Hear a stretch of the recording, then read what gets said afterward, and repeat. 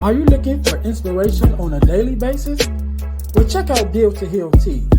With our inspirational teas, you're sure to find something that will inspire you. Just go to dealtohealteas.myshopify.com. That's Deal to Heal Teas. Get some inspiration in your situation. Wear inspirational tea and be inspired all day.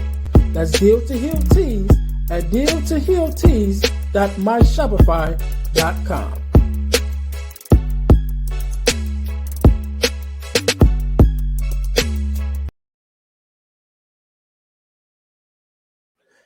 Hey guys, this is Earnest James, host of the Deal to Heal with E. James podcast, and I got a question to ask you. Could you buy me a cheeseburger? Better yet, could you buy me a value meal? Yes? Well, guess what? I don't need a value meal. However, for the cost of a value meal, you can support this podcast to keep us on the air.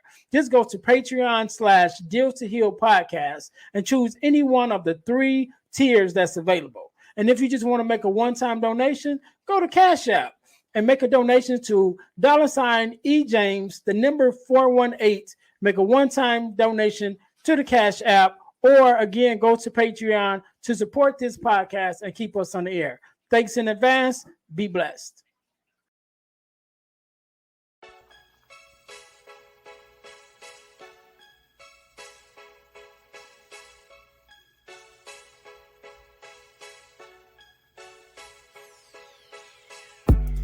Welcome to Deal to Heal with E. James podcast.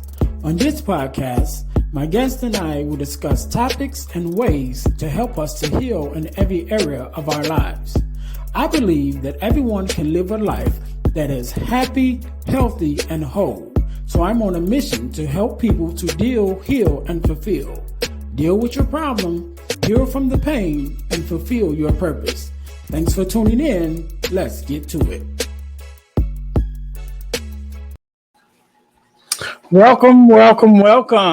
This is to the welcome, excuse me, to the Deal to Heal with E. James podcast. I am your host, Earnest James, and I believe that everyone can live a life that is whole, healed, and healthy. And therefore, I'm on a mission to help people to deal, heal, and fulfill, to deal with your problems, to heal from the pain, and to fulfill your purpose. Thank you guys for being here. If you haven't already, like, listen, subscribe to the podcast, share with another person, so to help us to get our message out. So we are here. We are officially in season 2 of the podcast. And we are here just like every other podcast or every other show. We have a special guest today, Miss Favour. How are you? I'm very well, thank you. Very, very well, thank you. I hope you're well too. Good. So we're going to jump right into it. So why don't you introduce yourself to our listeners and tell us exactly what it is that you do? Okay, my name is Favour Chinaza. That's my local, my native name, Favour Chinaza. And Oguibe, yes. I'm the founder of Fatherless Yet Fathered Initiative, one initiative that supports single mothers, fatherless children, and we create awareness on the importance of fathers in the society. So that's basically what we are about. And we started about 2 years. Yeah, we're going to 2 years, and it's been an amazing journey, I must say. Okay. So if I understand correctly, your journey kind of started with working with fatherless daughters. I guess would be when you yourself lost your father. And I know that was some time ago. So could you tell me a little bit about your relationship with your father and how that affected you at the time that you lost him? Okay, I lost my father when I was 7. Okay. 7 going to 8, and that's like this year will make it November this year will make it 22 years. 22 years. So I was 7 going to 8, and I can't say I had so much memories of my father because of course I was a young girl.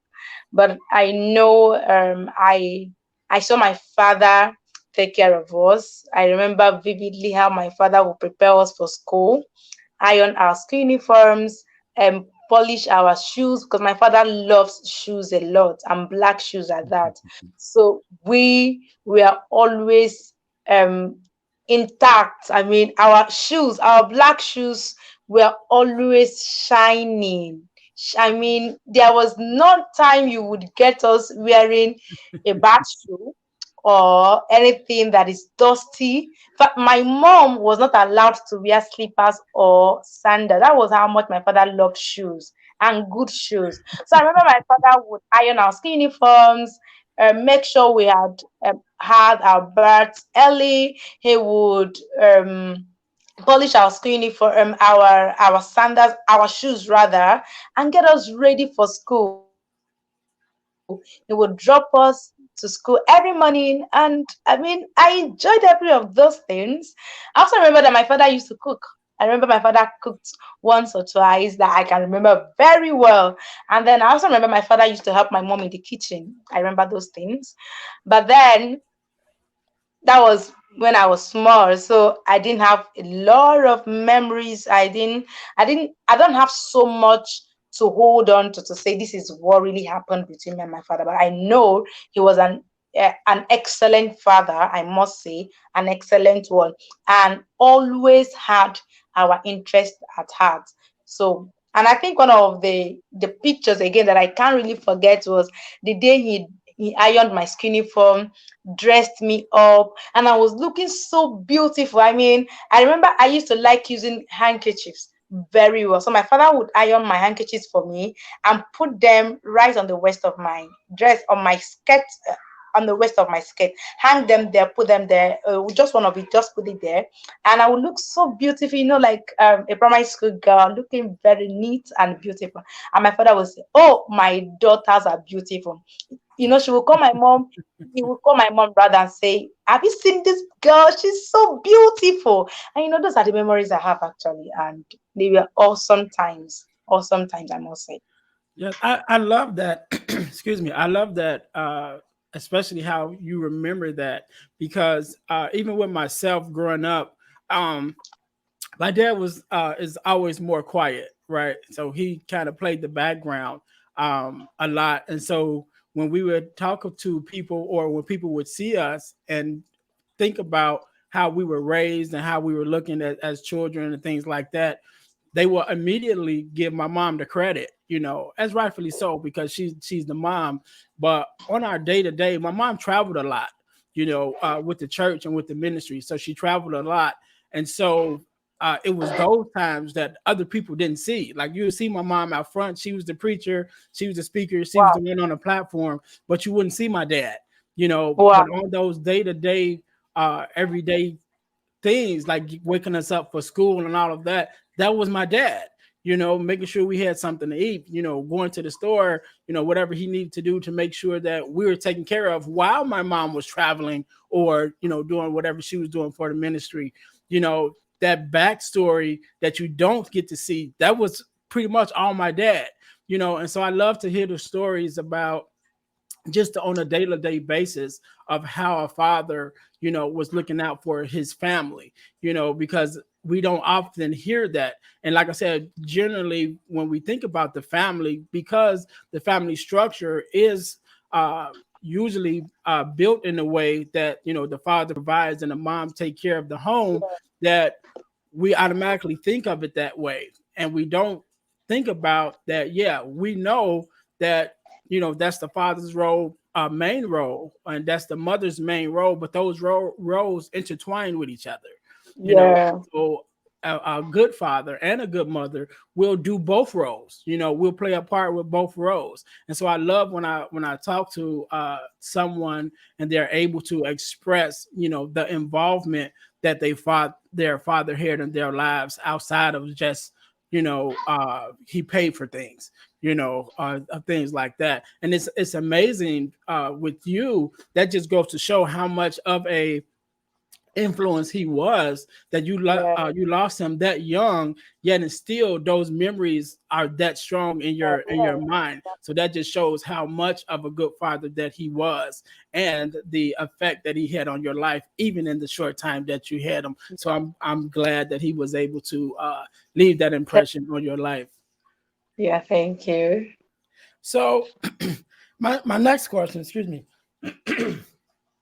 as a advocate for fatherless children, today, and yourself being a fatherless child, so to speak, at one time, doing a process. I know it's a process and a journey to get to the place where you're kind of healing, through that. I don't think it's a never I think it's a never ending journey. But it gets to a place where you can breathe, sort of in your healing space. It's sort of like when you're grieving someone with, let's just say, the loss of a parent. It never stops, but it just gets easier to breathe. It gets Yeah. easier to live with, right? So tell me a little bit about your journey to get to the place where you're comfortable with where you are, and what advice would you give another fatherless daughter who maybe at the beginning of this journey, maybe they lost their father a long time ago, maybe they never knew their father, but now they're in a place where they want to start uh, kind of healing themselves, and healing from the abandonment that they may feel. What would be some advice that you may give them just in the beginning of their journey to kind of help them get started? Wow. Okay, like you just said, the healing process is a journey. Hmm. It is not something that ends in a particular day. And because it is a journey, along the journey, you are going to see a lot of things that will trigger the memory, that will trigger the pains, that will make you even feel like you have never healed a bit. There are things that will happen even when you think you have healed so much, and all of a sudden something happens to you and triggers that pain.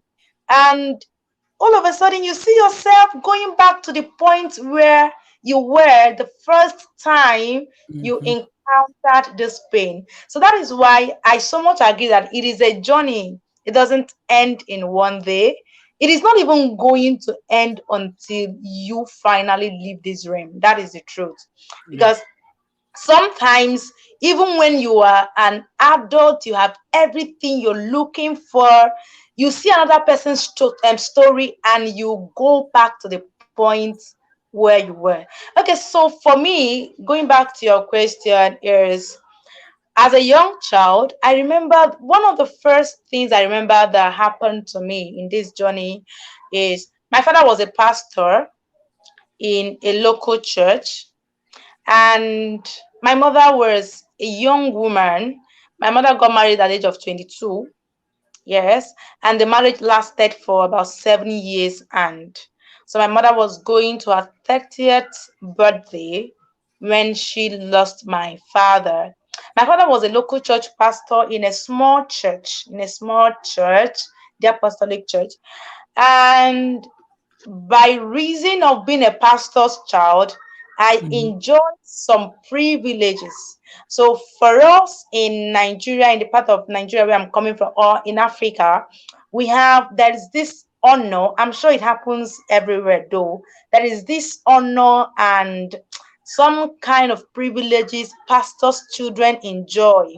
And for us in the local assemblies, people are always there to help you. People are always there to support mommy and daddy. They call pastors and their wives daddy and mommy. People are always there coming around to support mommy and daddy. So for me, I grew up in a place where I had people. I always had people.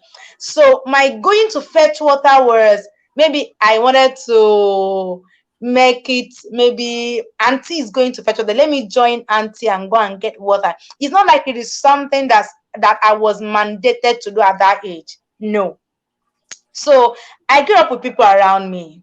I grew up, my father moved from one station to the other, and each year it got better. So from a very small branch to something bigger than the small branch that he was coming from, and then to Mhm. something bigger. So, so we were climbing like that. And before he died, we were living in a two-bedroom flat, and it was church owned. The church owned the place, like they paid the rent. So my life wasn't, if I had issues, it was not my issue, it was my daddy and my mommy's issue. Do you understand? Right. But then immediately my father died. One of the things I still cannot forget, I tell everybody, I still cannot forget how things changed in a twinkle of an eye. I mean, oh my goodness. I I mean, I cannot, I still try to wrap my head around this whole thing, that I was living as a king today, and just the next day I was living like I had never tasted the palace before. That was how it was for me. So Mhm. my daddy left the church, and the church where we are coming from, when a pastor dies, the wife has no particular role in the church. So there's nothing like, because the wife is still around, the house is still there, the privileges are still there. It's like they just remove everything. They just Mm. drag away everything, and you now just turn to be like the ordinary person that you've never witnessed and you have never seen in your life. So that is what happened to us. We moved. One, we stopped living in the church premises, in the church parsonage where we were living. We moved into a very small room that was a kitchen, because, of course, my mom couldn't afford to get a big place, because my mom was doing a small job, a teacher, but she was doing all these small teaching jobs. So my mom, and then she was in school. So we moved from that place to a small place that was a kitchen apartment, and they just had to plaster it again. The door was one that because my mom is tall, so my mom would bend to get into the house. We Mm. stopped every Saturday. People come to our house, church members come, drop food items, those things, we didn't witness them again. People always came around to live with us. Everybody left. Of course, my mother would tell them to leave, because we couldn't even afford to feed them. So they would leave. They would leave. And so we were now left alone. And I remember that I started taking, at age 7 going to 8, we were 4 girls. Our fourth girl was about 3 months. I would take care of, my mom was doing a part-time studies, like a teacher's program to become a certified teacher at that time. So Mhm. my mom would go to school, leave me and my younger ones. In fact, she was working and doing that school. So she would, from work, go to that school. I would pick up my younger ones. I would go fetch water. I had never fetched water like, because we couldn't even afford to get a place where there was water. So we would go fetch water. And I remember the first time I carried water on my head, I dropped it almost 10 times on the road, because it was heavy. It Right. was heavy. I would carry, I would cry, I would drop it. They would still come and help me again. I would carry a little distance, I would drop it again. I had never carried that kind of water in my whole life. So that was what happened for me. And I remember I was pained. I remember at a point I would tell myself, my father is so wicked. Why would he give birth to us and die? Why on earth would he allow us to go through this kind of pain? I remember I used to tell my friends in the university that if I meet my father in heaven, that one of the first thing I would do is to hold him by the neck and tell him how much bad he had done us. But of course, it wasn't his doing.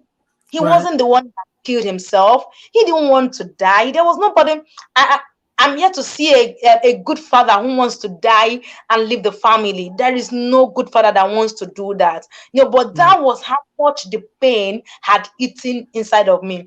And because of how much my uncles didn't care to, because of how much I saw my mom go through too, That thing ate, because I saw my mother suffer. And oh my goodness, I saw people who were not, who would call my mom mommy. People who would respect my mom because she was a pastor's wife now begin to call her sister. What is that? I mean, I don't understand it.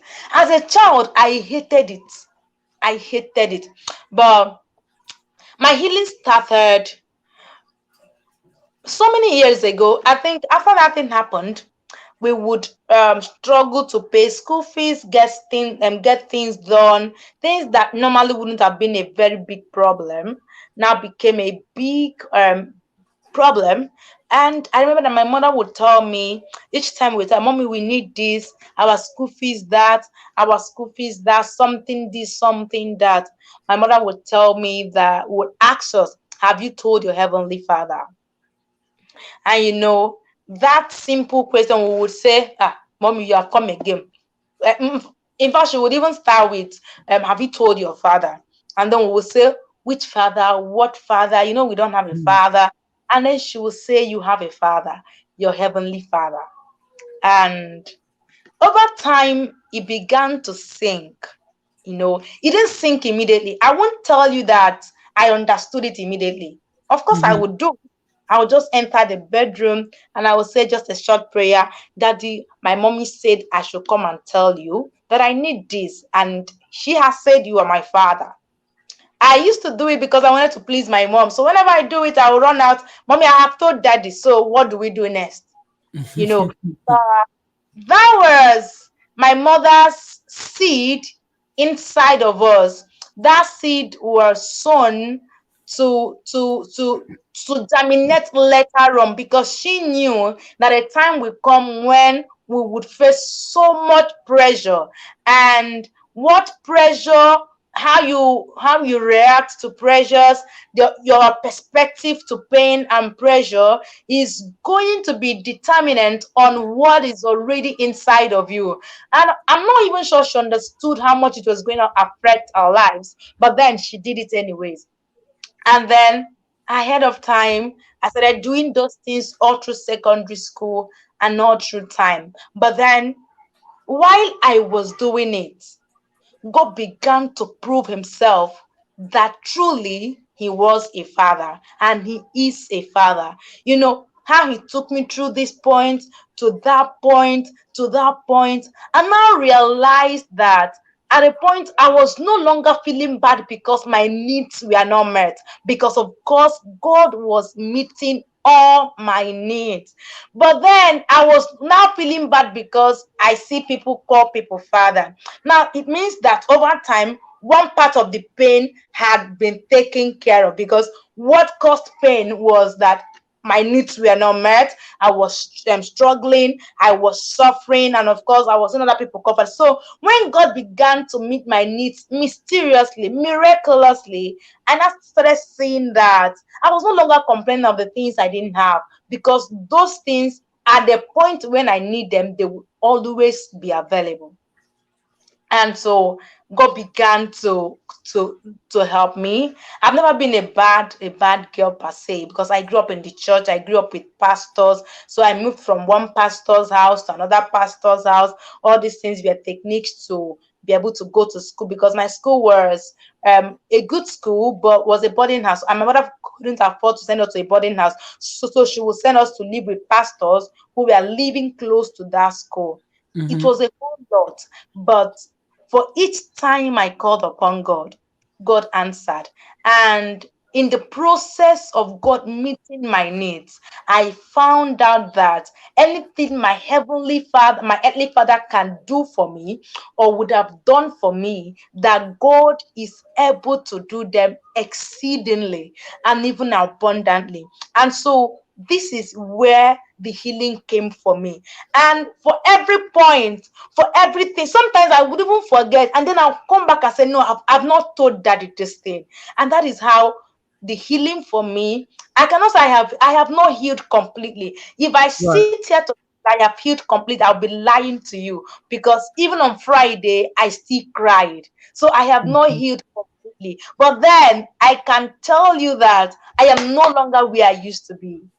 I can tell you that I am so sure that, in fact, I like that this song I was listening to yesterday that Travis Green sang, and that's one of my best songs anyway, where he said, Daddy is here, Daddy is home. He said, You belong to me, and I belong to you. And he said something in that song. He said, You can add Abba's name to your name. He said, Add my name. God is saying, Add my name to your name. So for me, you can call me Favour Abba, because that is just who I am. My identity, my pains, everything are not dependent on what I've gone through. I am not going to keep blaming my father for dying. I am not going to keep feeling that everybody is better than me. I am not even going to let the fact that even though some things have been delayed in my life, that yes, because of the privileges I was denied, of course things are going to be delayed, but then I am not going to be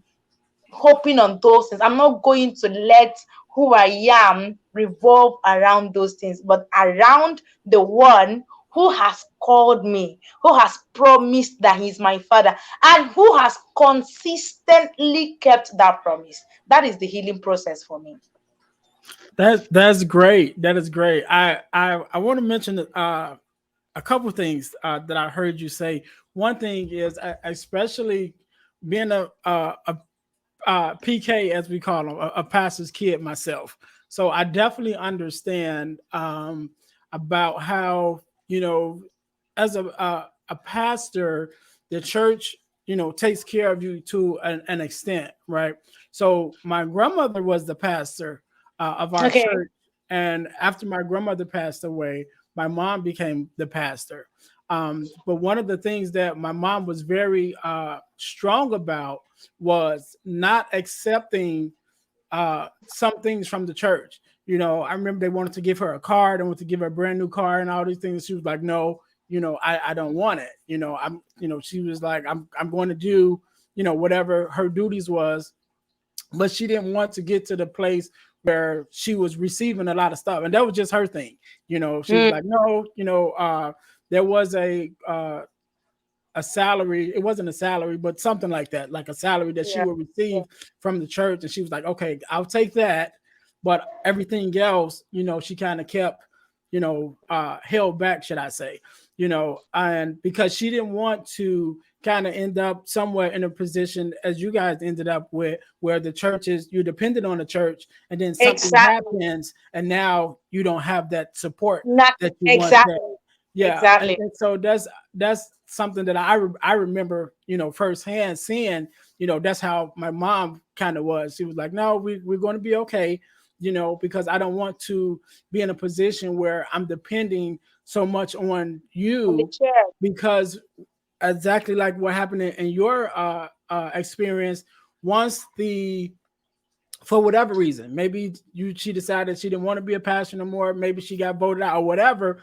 So Mm, once you are removed from that position, then all the support that was a part of the position goes with it, and exactly. so now Yeah. you're like, what I'm going to do. So I definitely can relate to you, with that whole experience. um One of the things I wanted to ask you, you kind of talked about it already, which was your process. And as I was going through my own process and my own healing and my own journey, God gave me this quote, and the quote is, "Pain births progress." Uh, no, I'm sorry. Pain births purpose. Purpose births progress, and progress is the evidence that God is at work. And so there is a point where the pain that we go through, as we heal and we begin to see, that even though we were going through this, God had a purpose for it. Then we begin to change that pain over into our purpose.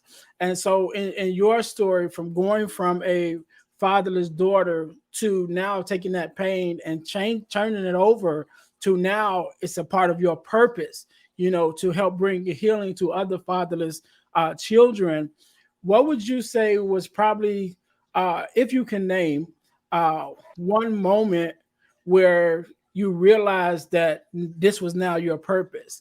And once it became your purpose, how was that journey, should I say, of transitioning from, this is the thing that hurt me, but now this very thing I'm going to use to bring healing to other people?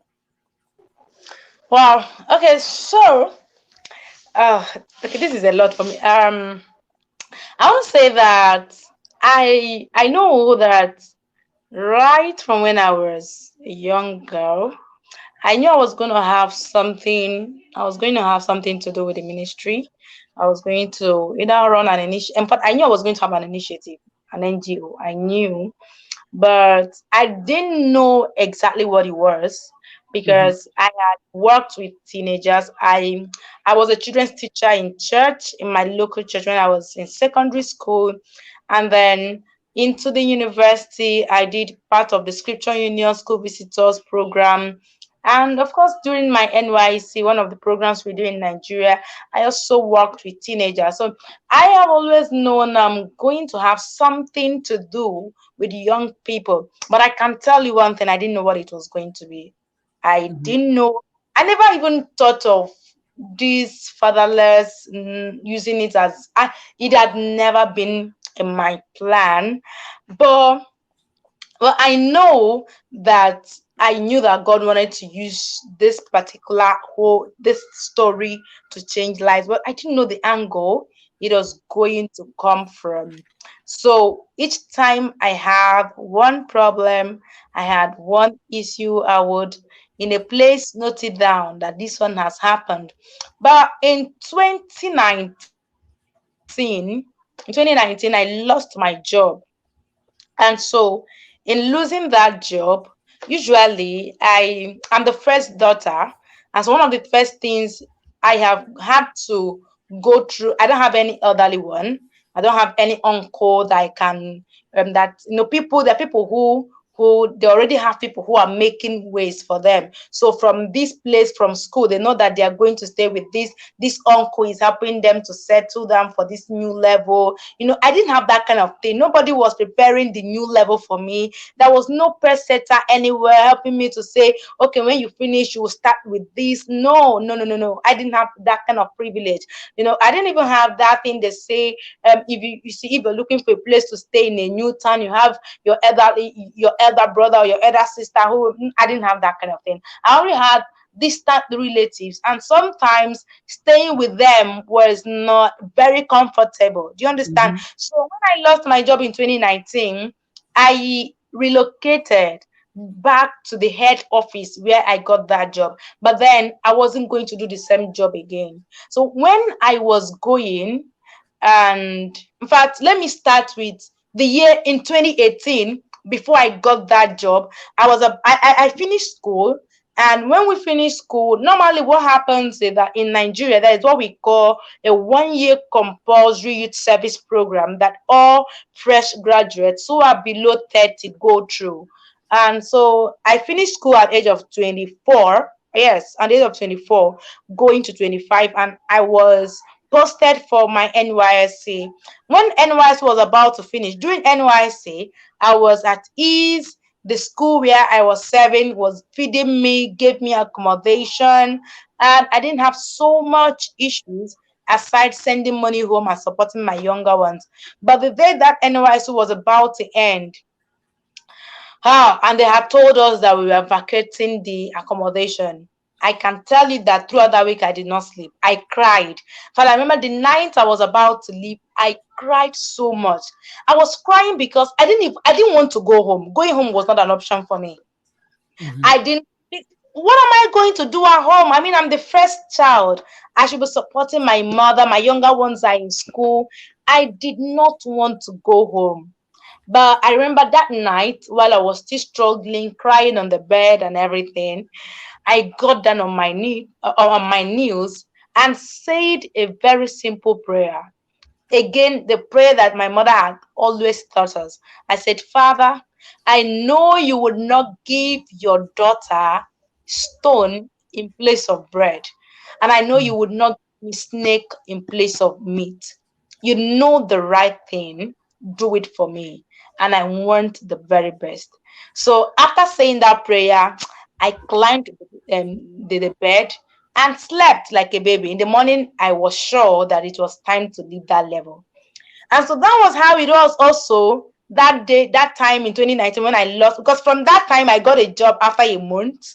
I got a job, and I mean, that was the job I was in that I lost in 2019. So when I lost that job, on my way relocating to a new place because I wanted to go for professional training in childcare, I was crying all through the night in the bus. I was asking God, why will I have to go through so much pain? Why did you not send somebody who could just be there for me already? Why will I have to suffer? Because I was even saying I was going through a lot like a man. Why would I have to be the one to go through all this? And so again, God showed up. And then in 2020, when the pandemic started, my job again started to shake. And I knew that it was time. I was just praying and praying and just having, because that time was a lot of time to stay in your secret place and love on God, do a whole lot of things for God in the secret place. And so I was just praying. Just looking at, okay, this is a time. What can I do? What can I do? What can I do? What can I do? What do I do? In fact, I had a lot of things in mind, and I can tell you that this fatherlessness was not part of the plan. At this point, it was not still, because in the part of the country I'm coming from, it is not a need. It is not a need. Like, people don't see it as something that is a big problem. It's not like not having, like, it's not a need in this part of the world. It is now that I'm beginning to create the awareness that this is actually a need, because people don't even understand that it is a need. So while I was talking, so my first consideration was talking about pastors' children and what they go through. I had other considerations and that. And so I kept praying and I kept praying. So while I was praying, the Lord was still pointing me out to a few things. And I was like, okay. But then I called on a friend. God speaks to our friends, actually. So Mm-hmm. that friend sat me down while we were still trying to go through. So she's somebody that I think is social media manager and something, like a coach, yes. So she was taking me through, okay, what would you have to? Because I was telling her that, okay, I think it's high time I start something. I think it's high time I start something, and I don't know what it is, but I know God is prompting me to start doing something for Him. And so she now started taking me back. Where have you been? Where are you coming from? What is your pain? And so when she asked me my pain, my greatest pain is not having a father, actually, I can tell you that. And then she said, that could be what God wants you to do. So I went back in prayers. I went back to prayers with that. God, this is my pain. Could this have been my purpose? Is this what you are wanting me to do? Talking to father, what will I tell them exactly? What exactly am I going to tell them? Because I mean, it's not like I am rich now, because we see those kind of things with people who are already settled in life, and what they are now doing is to use the money to sponsor whatever they want to do. We are, I mean, I don't even have money to give the fatherless children. So what am I going to tell them? What do I have to tell them? And God said, you're going to tell them that the God that fathered you can father them too. And that is how purpose came for me. And since that day till now, this is what keeps me awake at night, I can tell you. I love it. I love it. That was a mouthful. That was Thank a you. mouthful. I love that story. I always like to hear that process. From how we go from taking our pain to turn it into something else, and that whole process. I always love to hear those stories. So as part of your process, you wrote a book, right? I think it's a ebook. Tell me a little bit about the book. Okay, so I am okay. I'm coming, please. Okay. So in that 2020, while I was still trying to pray about this whole thing, God telling me to go tell fatherless children, single mothers, that God has helped my mother to raise amazing girls. We are 5 girls now, and that God has helped us to. God has taken care of my mother, taking care of my younger sisters, taking care of myself, and God now started to lead me into talking about my daddy, because I needed something to at least show them that I don't know, I cannot tell you the whole story in one day, but can you just read this? Just try this out. And I started writing down the things I know about my daddy. That was just how it started. And I can tell you that I didn't know I was going to write a book. Let me even tell you the truth. I didn't know I was going to write a book. I only know that when the Lord was leading me into putting things to writing, I have I had a particular coach that I registered for a writing class in 2020 during the pandemic, while I was still trying to put myself together. Because of course I told you I didn't know what I was going to do, so I was just trying to put my hands into this and that. So I registered for a writing class.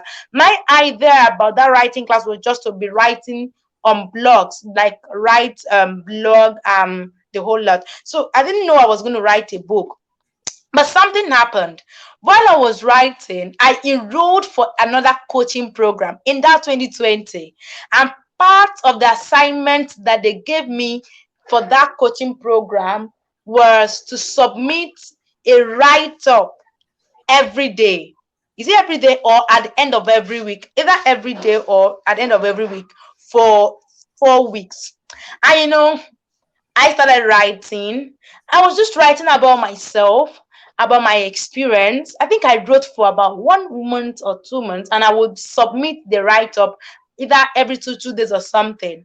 And while I was writing, my coach asked me, "Did this actually happen to you?" I said, "Yes, that's me. That's me." And he was like, "Okay, great story, great story." And he would read it, he would give me feedback, and so I just started putting things together. So every day I would write. I started with, okay, who is God? I think the first chapter of that book is, I even wrote it. In fact, I didn't even know it was going to be something that would turn up to be like. So I was just writing some stuff that you use for devotional. That is what I wrote. And so after that coaching program, I continued writing. Now, not writing because I wanted to submit. I was not writing to keep in my phone and maybe for something that would come up later on. And I joined a group on Facebook that said you could be writing to post on their wall. And of course, I was also writing on my own personal, but I will only write, I wasn't writing about fatherlessness, so I would just write about my job, about my child care experiences and parenting and everything.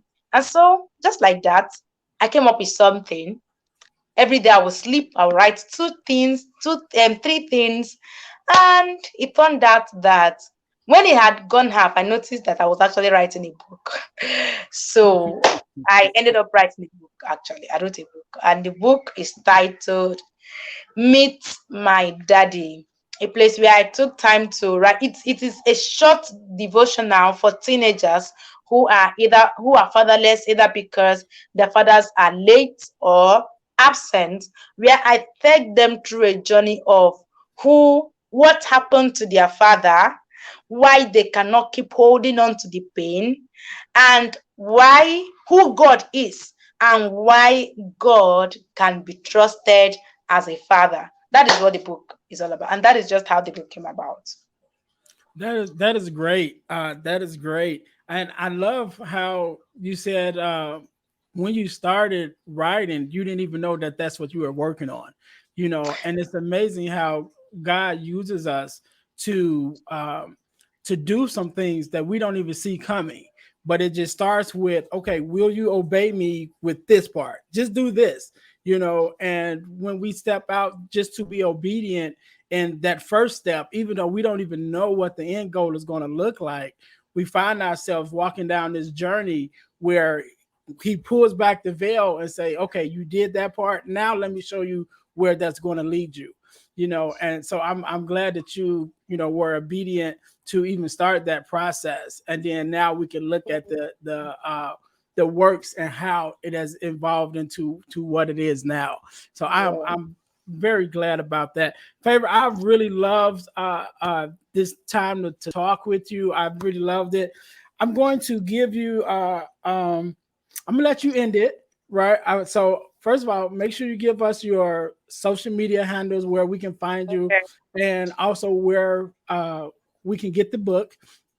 And if you have any other projects or anything that you're working on that you have available, give us all of that, and then end us with a word of advice or just a word of inspiration, whatever your word is that you want to leave us with. So I'll give you the opportunity now. The floor is yours. Okay, thank you so much. Thank you. I mean, I've enjoyed every bit of this. Let me start with saying that, you know, the Lord has been prompting me to go to schools to talk to teenagers, but a whole lot of things, because of a whole lot of things that happened to me last year, I wasn't able to do all that. And on Friday, by God's grace, I took a bold step to go talk to students in school. And after talking to the whole school, I asked the fatherless children to come between SS1 and XS3. So there's what we call SS1. That is what you call, I think, I don't know how you people call it, but those who are at the point of leaving the high school. So from Mhm. SS1 in Nigeria to SS3. And after that, a whole lot of children came around me, teenagers, who who are, in fact, that day we recorded over 50 students who were fatherless. Between I didn't say the whole school. I mean, from SS1 to SS3, above 50 students who were fatherless. And while they had heard me talk, they came around and just opening their mouth, just coming around me. They started crying.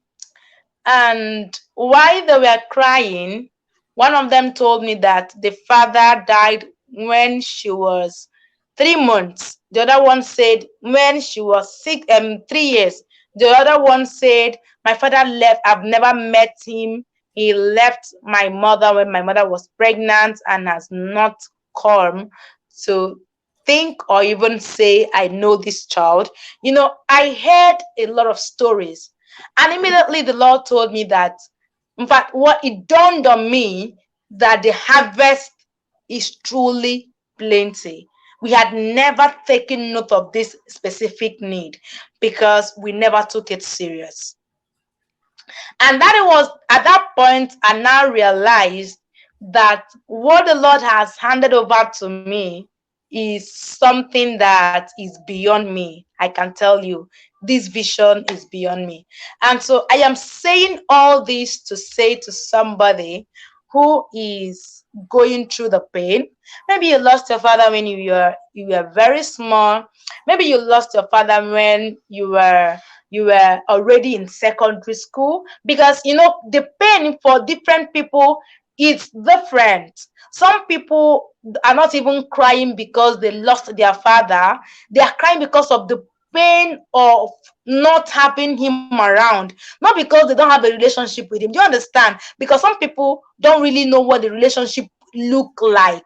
Mhm. So they can't even say that this is what my father did for me or did not do for me, so I am missing what he used to do for me, because they never had that kind of experience. So no matter at the point where you are now, no matter what you're going through, no, in fact, no matter what it seems like the future holds for you, I have come with a simple word.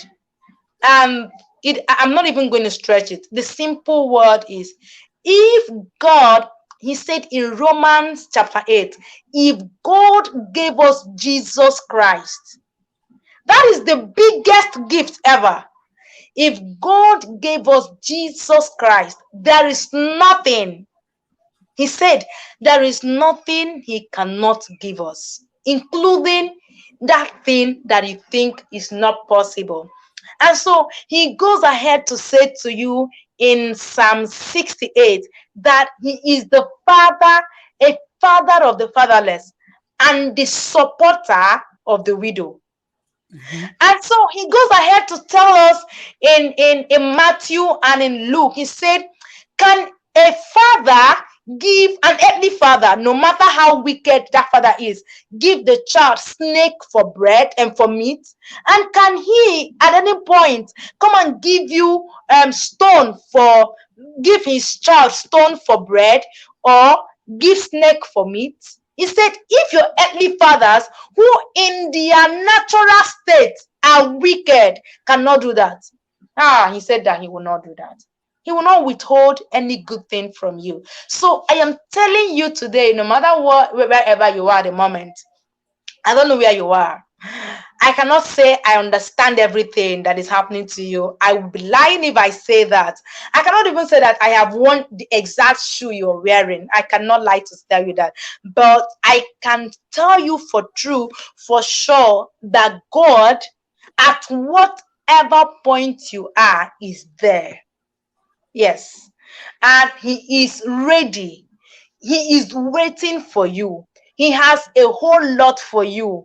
He is like, he's telling, he's practically screaming your name. You belong to me. You are my own. Why don't you look at me? The problem is that you're not even looking. You are busy stretching to points where the help is not. You are looking at people you think should be helping you. Today, I'm telling you, look away from those things and now look onto the source. The source himself is calling you. And the example I give always whenever I tell people this is, imagine that the president of your country is your father. Imagine that the greatest person on earth is your father. What do you think you will be enjoying? Now remove that thing that you are that person, and put God there. God said that the earth and the fullness thereof is his own. He is the source of everything. And now the source is calling you that you are now my own. So if good earthly fathers, rich fathers, can afford to give the word to their children, of course they can't even do it in the practical sense, but if they can afford to give their children the best, how much more the God who owns the heaven and earth, bringing down himself to tell you that I am now your father. So if you are fatherless, your father has not been there, he's been absent. I'm even praying that your father comes back, but much more than he's coming back, I want you to begin to look at the source, who is your heavenly father.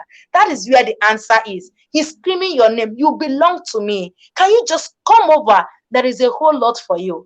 And the very day you remove your eyes from those things and look onto the source, to the one that has called you by his own name, you will know the difference. And there is no way anyone can deny the difference, because he makes the difference so clear. And that is what I'm telling you, that God is a worthy father. He's taking care of me. I've seen him do amazing things for other people. And even where you are, he brought you there. And he wants to make something out of nothing. Give him the opportunity, leave the pains, look up to him, and the pains will not go in one day, but he promises to heal you. Your problems will not go in one day, but he promises to take care of you. Your needs are not going to be met in one day, but he promises to be there with you at every point. And if he is there, it means that nothing can go wrong. And so that is my last word for you. Okay, so for me, you can on social media handle, I am Favour Oguibe on Facebook, and on Instagram, that's my personal handle. And my initiative is Fatherless Yet Fathered on Facebook and on Instagram. And by God's grace, my website is going to back very soon, and our YouTube is going to be on very soon, because we are going to be starting a session where we have conversations with these widows and with their families. And so these conversations, we're going to be recording them, because we want people to see and of course feel how much of a need this is in our society. And for the next project, we already started our school project by God's grace, where we go to schools to talk to fatherless children. And we are hoping that very soon we may start a mentorship class or a mentorship group for young fatherless daughters. And maybe if the Lord leads us, we will start it for fatherless sons too. And that is where we are at the moment. Wow, thank you. Man, I'm very glad with the work that you're doing, and I'm just listening to you, and I'm hearing the passion, and I'm seeing it, and I don't know if you have your father's preaching spirit, but I see it. I see it. I'm like, okay, I see you. But again, Favour, I thank you. Thank you so much for being on. Thank you for sharing your story. And I definitely appreciate the work that you do, and just be encouraged to move forward and keep it going, because in our space, and the space of fatherlessness, it affects us so much that we don't even understand sometimes. Yeah. And it takes the voices of us. And I'm glad that you're that I was able to connect with you, because you're in Nigeria. But it even goes to show how, the effects of fatherlessness doesn't even matter where you are. Yeah, exactly. It affects us on every continent, in every country, amongst every people, when we are separated from our fathers for whatever reason, it still has an effect. And I'm glad that, you recognize that it was an issue that was not being taken maybe as serious as it needed to be. And it was a need that was not being attained or taken care of. And through your pain and through the process of being obedient to God using you, you are now able to stand in that gap and to help those, who are coming behind you. So I'm so grateful. I definitely will keep you in my prayers with all your endeavors. And as things grow and you guys get to school and everything else, hey, reach out to me, and we'll have you back on again just to share, the story of how good, God has been, and things are expressing, or things are getting greater with your ministry. I definitely appreciate it. Again, everyone, this is the Deal to Heal with E. James podcast. Man, we're on a mission to help people to deal, heal, and fulfill, to deal with your problems, to heal from the pain, and to fulfill your purpose. And even as we see now how Favour is beginning to fulfill her purpose, you all can do the same. So we thank you guys for listening. Until next week, we will see you later. Thank you, Favour. Thank you for having me. I mean, this is an awesome time I've had here. Thank you so much. You're doing an amazing job. And all of us here in Nigeria, everybody in my team, all of us in my team, we are sending our love and regards to all our friends over there. And we are asking that the Lord, who sees this work, will prosper this work and cause men and women to come to the support of this work. And of course, he will cause our lights to shine so brightly that kings cannot even deny it anymore. Thank you so much. I am really, really grateful. I enjoyed every bit of it, and I'm grateful. God bless you plenty. God bless you. Bless you. All right, guys. We will see you guys next week. Bye. Hey, guys. I know you're enjoying the podcast. However, don't forget to join our text line at 866-326-0730. That's 866-326-0730 in order to receive text messages with new events and things that is going on and new episodes as they release. All right? See you in a minute.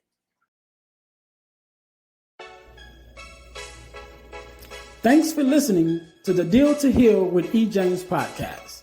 Remember to listen, like, subscribe, and share. This episode has been brought to you by Deal to Heal Teas. Put some inspiration in your situation. Wear an inspirational tea and be inspired all day. Let's go to dealtohealteas.myshopify.com. Remember, our mission is to help you to deal, heal, and fulfill. Deal with your problem, heal from the pain, and fulfill your purpose. Thanks for listening.